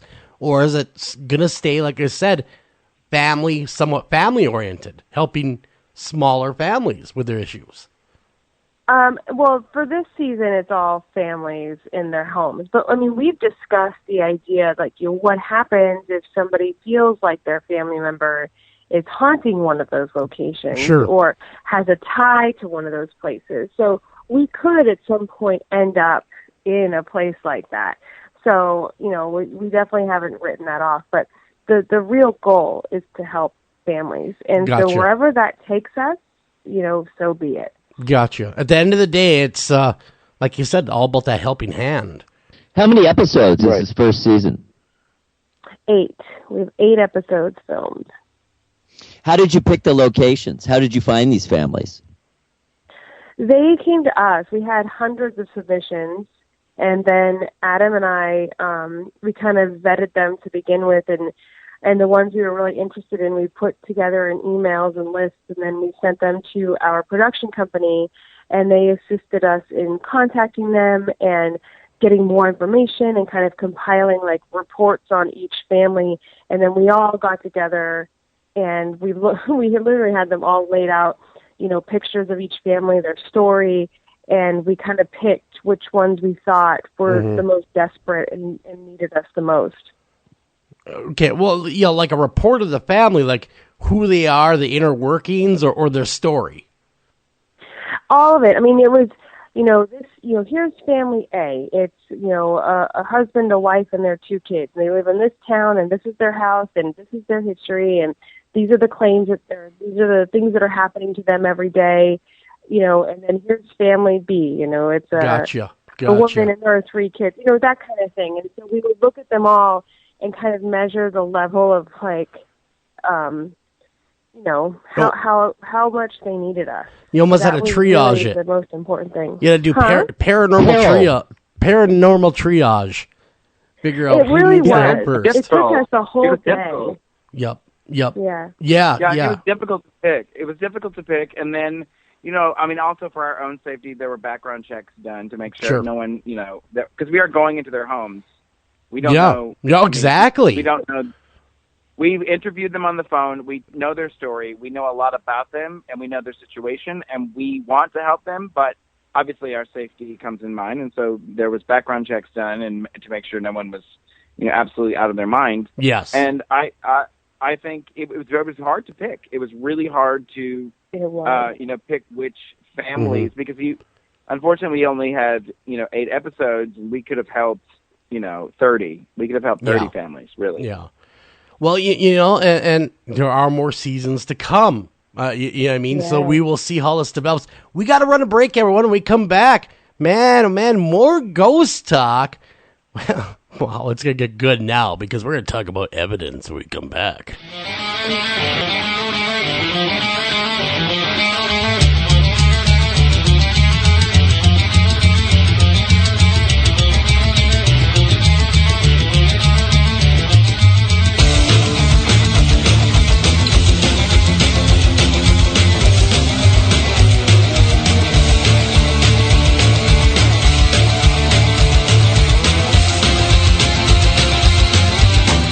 Author Steve Asher brings us Hauntings of Trilogy.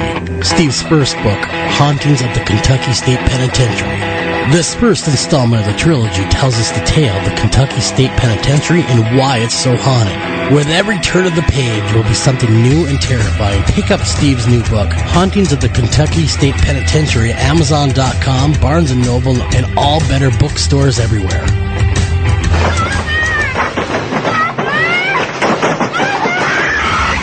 In 1999, The Exorcist was voted the scariest movie of all time. Your daughter doesn't say she's a demon. She says she's the devil himself. Entertainment Weekly calls it the most viscerally harrowing movie ever made. That thing upstairs isn't my daughter. The most electrifying movie of the 20th century is now coming back to theaters. Where's Reagan? In here with us. Author William Peter Blatty and director William Friedkin have created an expanded, thrilling new version of The Exorcist with footage that has never been seen before. She needs a priest. Don't miss The Exorcist in the version you've never seen.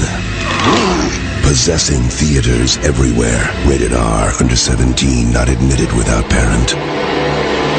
This Halloween, remember, some kids can enjoy candy due to food allergies.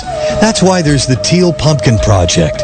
You put out a pumpkin that's painted teal green. That way trick-or-treaters know that you're handing out things like stickers or glow sticks that are safe. But there are so many other dangers for children on Halloween night. Shouldn't we do more to make sure they're extra safe and healthy? That's why there's the Puce Pumpkin Project for vegetarian children. Just add a pumpkin in front of your door that's painted Puce. That means all the treats you're handing out are vegetables. Healthy Halloween! If you put out a magenta pumpkin, you show support of children who have been bullied. It's hard enough for them already. Don't make it worse for them on Halloween with scary decorations or spooky music. It could frighten them. And finally, the Seafoam Pumpkin, for children whose parents don't believe in vaccines. We don't want them picking up easily avoidable diseases like measles, mumps, or chickenpox. Beware the Seafoam. And have a happy Halloween. Remember, if they can get past all the politically correct pumpkins barricading your door, you haven't kept them safe. Do you have a question for our guest tonight? Don't feel like calling the show? Not a problem. Email those questions to afterhoursam@gmail.com. Again, that's afterhoursam@gmail.com. Please, Lord, help me to release this demon!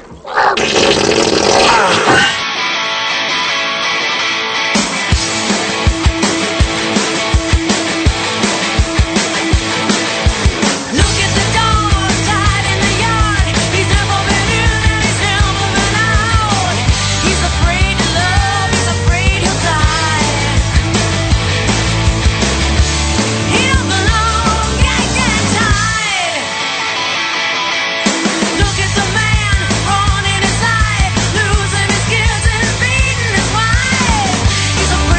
Welcome back to After Hours AM, everybody. I'm your host, Joel Sturgis, right along with me, Eric Olsen. Hey, Eric, man, when we were leaving, of course, man, we are having a great interview. I'm really enjoying this because, quite honestly, Amy and Adam, they bring that cool, fresh air feeling to the paranormal programming that I really enjoyed. Well, we have a lot of respect for them. Because they clearly are deeper in their approach, and they have larger concerns than simply the media aspect. And what this show feels like to me, and I'll be real curious to hear what you guys out there, the audience, thinks after you're able to watch it tomorrow. And don't forget, tomorrow night, TLC, Kindred Spirits. Don't miss it, my friends. But what I'm anxious to hear is, if people really pick up on the fact that the show feels more like you're doing what you're doing because it's important, and it just happens to be being filmed rather than the reverse, which is kind of most shows feel more like that. Yeah, they do. Yeah, so go ahead. No, I think that was something that. I don't know that was something we ever thought to portray, but I like that it is coming through because it is the truth. Like that was when we left Ghost Hunters, we said, we might return to TV if we had the right project. It would have to be the right thing. And that was really what we meant. Like we wanted something with heart. We wanted something that was true to the field and, something that we could be proud of. Because one of the hardest things with TV is not sacrificing your integrity. And I see too many people doing that they're so hungry to get on television, they will just give up their integrity in a second. Yeah. And I almost feel like having my daughter, I wanted to be able...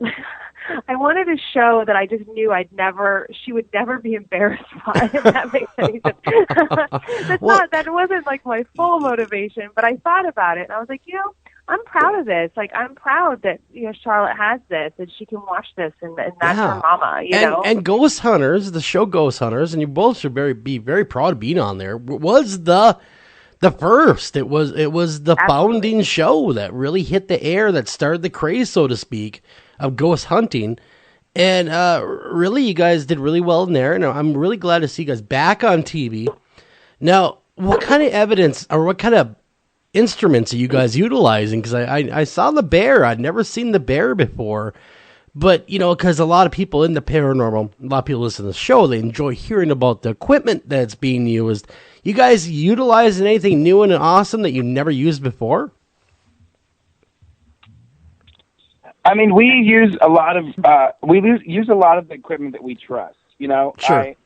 It's hard to use something in the format that we're doing, in this documentary style format on television, that we haven't vetted completely, numerous times in the field. Because once you use it, as once you use something on television, then everyone else runs out and buys it. Yep. And so you've got to be very careful. So we're using, the teddy bear, the Boo Buddy, is a piece of equipment that we use when we're trying to interact with child spirits, because we tend to focus on what piece of equipment is going to get the results we need based on who we're trying to communicate with. So obviously, if we're communicating with a child, we will use things like, and a bear is perfect. Trigger objects are also wonderful, but we use, it's based on the entity we're trying to, or the person we're trying to contact. And we use, recorders and REM pods and full spectrum cameras and geophones and mel meters. And, we have all of that equipment, but Amy will attest that we are very much those kind of investigators, that because we are trying to be so intimate and because we are trying to be so personable with these entities, we set the piece of equipment down in front of a camera and back away from it a little bit, so that we're not so focused on it that we miss what's in front of our face. Yeah. And so that we devote our full attention to making actual contact, and then having that equipment there to verify that, yes, scientifically, something is happening, and let's put the pieces together. Well, exactly. And one thing that I noticed is during the show there were no hockey pucks and lights on it. It wasn't like the latest and greatest that someone just created. Hey, let's give this a whirl. It was all very conservatively done when it came to the gadgets, and I like that because sometimes they're distracting. Some of those gadgets, right. Taking away from it. I mean, we feel like they're not only distracting to us, but they're distracting to the entities. And we really wanted to relate to these spirits and ghosts on such a personal level. We didn't want them to be intimidated by all this crazy stuff we're using. So,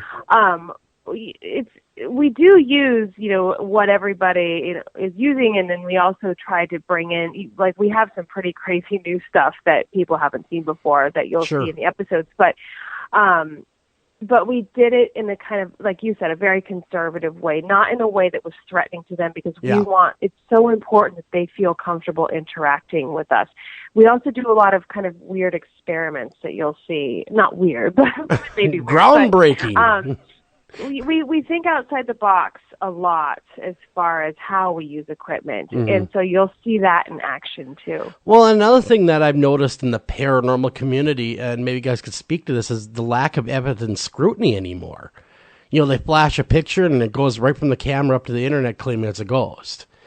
I mean, and I would imagine you guys really take your time when you're looking at your evidence before you go to a family and try to, tell them this is your loved one, or possibly this is your loved one.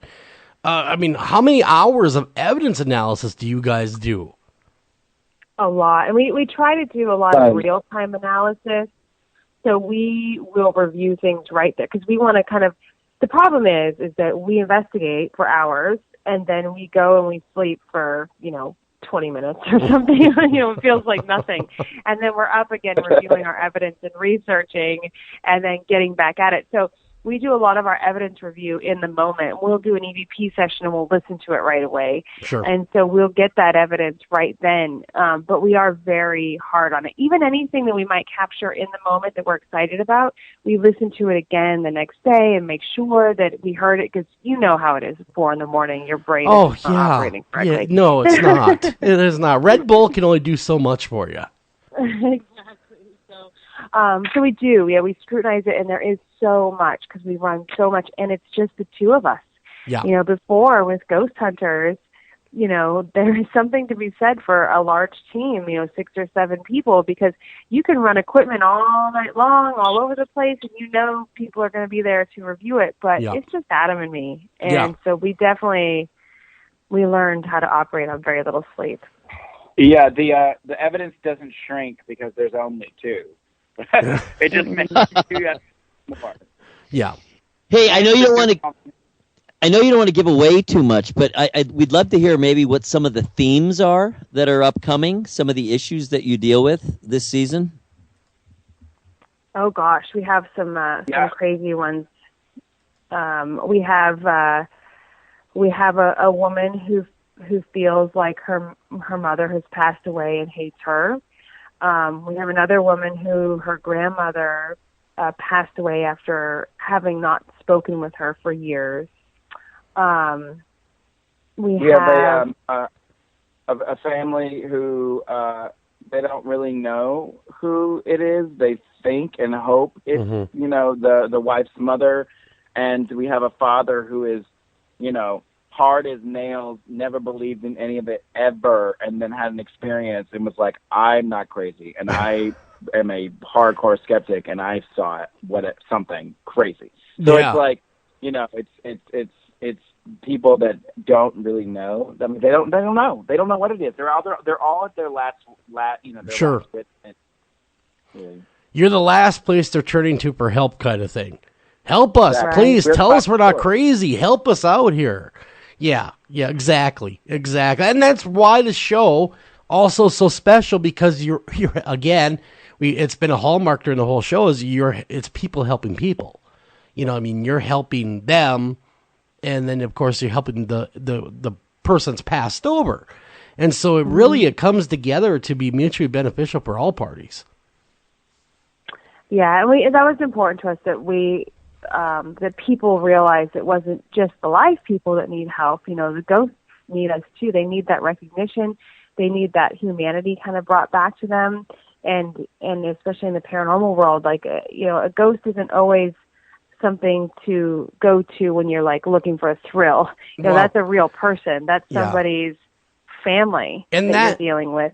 And that has been something that I've noticed anyway over the really last few years is it's almost like paranormal trophy hunting. Getting out there, getting some evidence, picture, all the better of the ghost or the blurry object or whatever. But it's treated more of a trophy than it is, wow, that was once someone that was alive. Mm-hmm. And that's our whole approach. Yeah. That's our whole approach. We are talking about, if we're talking about ghosts, you're talking about people that once lived. You're talking about somebody's child, somebody's mother, whatever. And there they are. And they are real people. And they could be frightened. They could not understand why this family, if they're not connected to the family, they may not understand why the hell they're in the house and why they're renovating and who they are. And just acknowledge me because you keep calling me your dead grandmother, and I'm not. I used to own the land. It's like, there's a purpose. There's a purpose for them reaching out, and it's our job to find out what it is. Very, very cool stuff. Very, very cool. I really dig it. Hey, you guys, as a pair who we respect an awful lot and admire and look up to, I'd love to hear I know it's hard to encapsulate it, but love to hear just kind of your basic philosophy of the paranormal. Where do you stand now? Some people lean more toward the religious side of it. Some people are very hardcore scientific, and others kind of, combine. I think of it as a pyramid. You have religion or a triangle. Religion is one arm, one side, and you have the paranormal, quote unquote, is as we understand it from a objective standpoint, is the other, and then you have the scientific, coming from the other direction, and where they meet for me is really interesting, and that's kind of how I think of it. But love to hear your thoughts just in terms of general philosophy. Where do you stand now? What is all this stuff, and what does it mean to you? I wish I knew. I mean, I feel like the more we do this, the less we know. And I mean, I think I do feel like it is a belief system. I don't necessarily know religion or what have you, but I think there is something to the energy theories. I think a lot of it's energy based. I think a lot of it might one day be explained by quantum physics, time folds, things like that. And so it's just one of those things that the more I do it, the less I know. And I keep getting, we keep getting this crazy evidence that doesn't fit any of the theories that we have had in the past. And so it keeps you on your toes. And I just never assume. I never claim to know what it is. I have so many theories and thoughts, and but they're ever changing. And I'm very open-minded about it. I'm skeptical, but I'm also open to anyone's ideas or suggestions on what we're dealing with. So it's, I wish I had more of a clear-cut answer or idea for you, but I think that it's important to kind of admit that we just don't know. Yeah, I would say I agree on all accounts. I mean, it does change on a daily basis, and I feel like both Amy and I, pick and choose and add things to our arsenal and our belief system, and then things change based on experiences. It's like, I grew up Southern Baptist, but it doesn't mean that I'm Southern Baptist. It means that I've now, in the time I've spent on this earth, taken what I liked from that religion and grabbed some other things from some other religions that I like, and I think it's the same concept. I respect that answer, guys. I mean, I really do, because no one knows, really, yet what's making it tick. I mean, we'll find out. We'll find out one day, but we'll all find out. But then it's how do we get in touch? How do I get in touch and let you know what I know now? Don't use a Ouija board. I think, yeah, exactly. I mean, why not? Why not?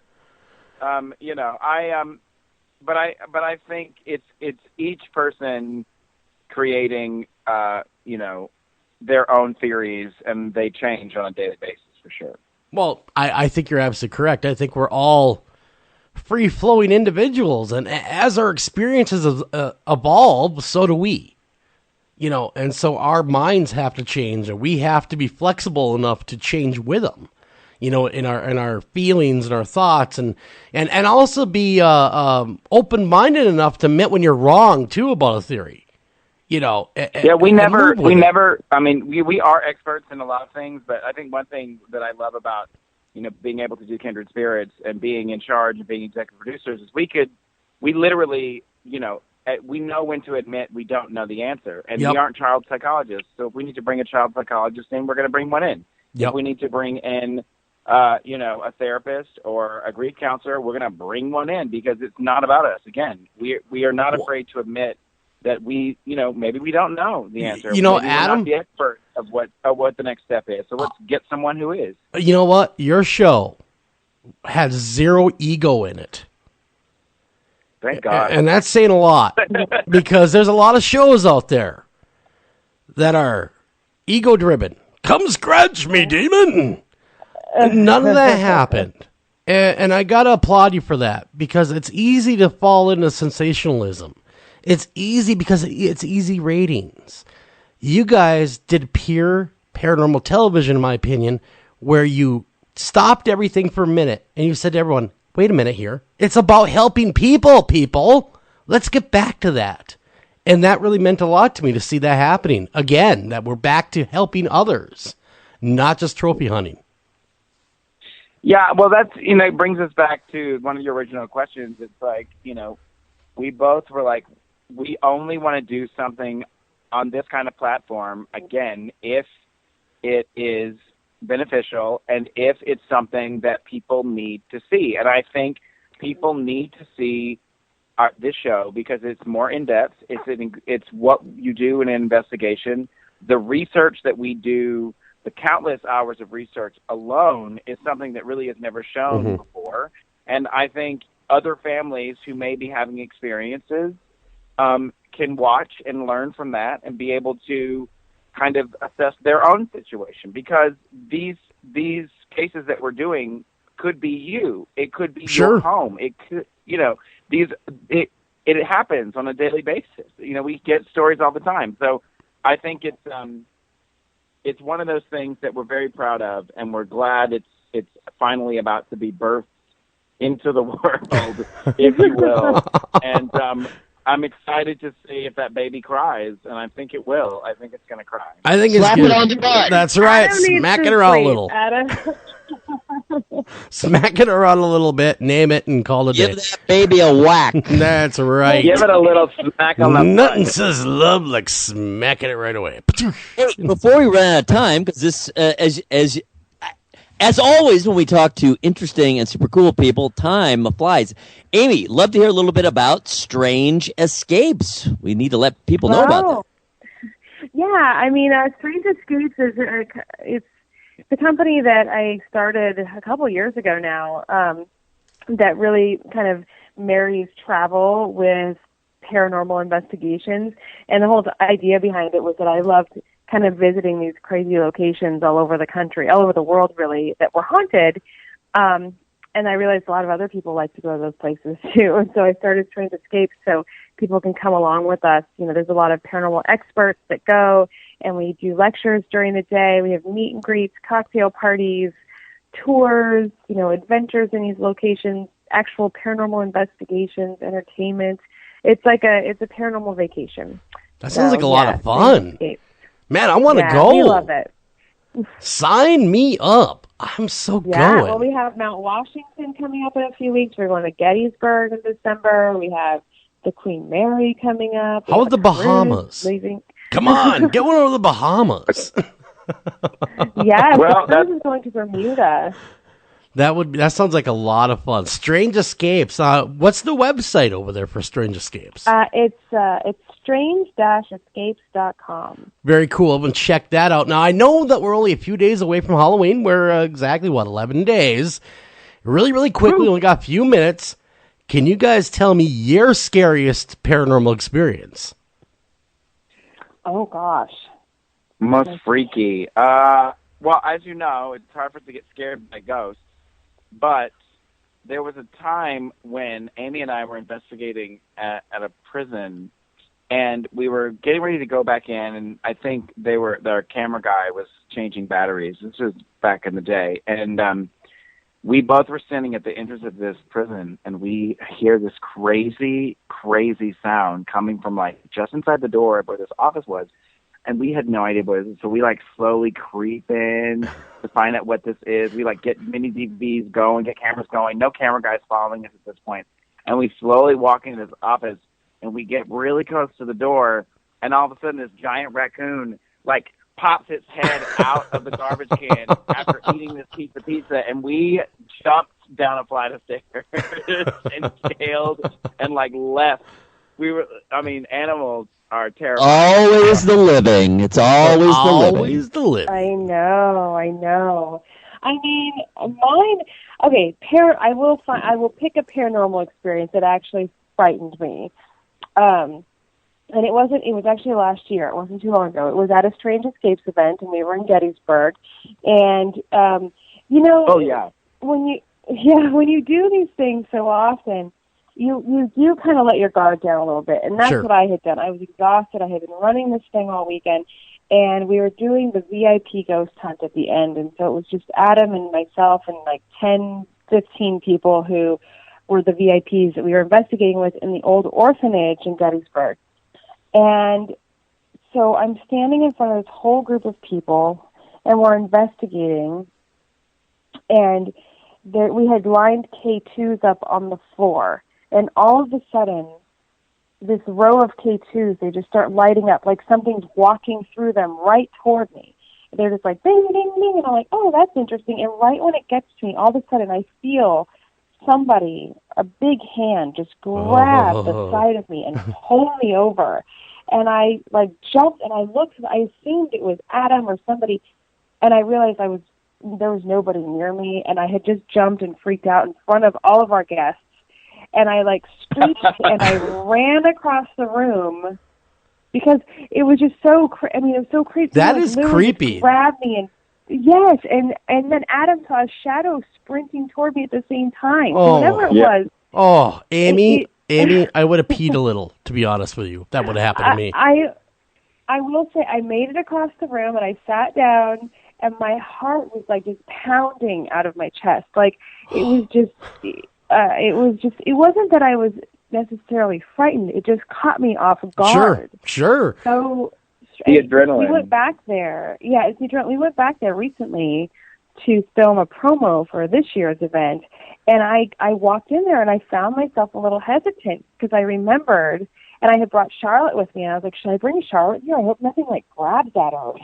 Yeah. So, but it was fine. But still, it was very disconcerting. That would be a freaky moment right there. I don't know anyone that wouldn't be taken aback by that moment. Yeah, I genuinely thought it was a live person, like kind of assaulted me. But no, it was an unseen force. Well, that's exactly what it is. It's when the worlds connect. Go ahead, Adam. I was going to say, I'm going to bring it up really, really quickly. Paranormal experience that I had to have, it was at Mount Washington Hotel. We're going there in 3 weeks, November 11th through the 14th. One of the first times I went there, I was leading a group in one of the tower suites, and I let them go off into this octagonal suite, and I let them go, and this woman was just standing there by herself. And I was like, okay, you can go and investigate. And she goes, no, I'm going to stay with you. And I was like, okay. And I was like, well, don't go over there. And I was giving her the rules because it's not a dangerous area, but there are rules you have to follow. Sure. And she was like, oh no. She was like, no, I want to stay with you. What are you doing? And I was like, okay. And I noticed at this point, she is wearing red sweatpants that are really tight at the bottom. She has black hair. She's wearing this like gray sweatshirt. Looks really dingy. And she's holding a Diet Coke bottle, but it has an old label on it. Really? It's like as if, yeah, it's filthy. The inside there's maybe an inch of liquid and it's like stuff sitting in it and dirty and filthy. And I was like, and she was staring at me like she was looking through me, like wanting to know. And I assumed she was like part of the group. And I was like, okay, hold on 2 seconds. And I turned my back to check on somebody. And then I remember that she wasn't wearing a lanyard, which everyone else was wearing. And I turn around to be like, how did you get up here? And she was gone. Now, to say that she went down the stairs and exited out the door, you could, but the door made such a loud sound that I would have known that she was there. So I started running around this octagon looking for this woman. No one else had seen her. No one else knew in the entire group if they all looked out for her the whole weekend. No one found her. 3 months later, I'm at another event in upstate New York, and the person from the hotel was representing the Mount Washington, came over to me and said, we saw her again. Oh, that's creepy, man. Adam, that is creepy. Wow. I don't know who she is. I don't know why she is, but she's been seen again, and she is at that Mount Washington hotel. So this, in 3 weeks, if anybody wants to come in and help me find this woman in red sweatpants with a dirty Diet Coke bottle, you go to SturgisEscapes.com, sign up, and let's go hunting, because we're going to find one. Oh, that's a great one, man. Talk about full body apparition. Oh, that would be creepy. But we got to get out of here. Time is up. Of course, always goes so fast. Again, you can definitely catch them tomorrow night. TLC, Kindred Spirits. You're not going to want to miss it. It's a great, great show. And until next time, everyone, take care of each other, love each other, and watch Kindred Spirits. Thank you for listening to this edition of After Hours AM. And please remember to like us on Facebook and also follow us over on Twitter.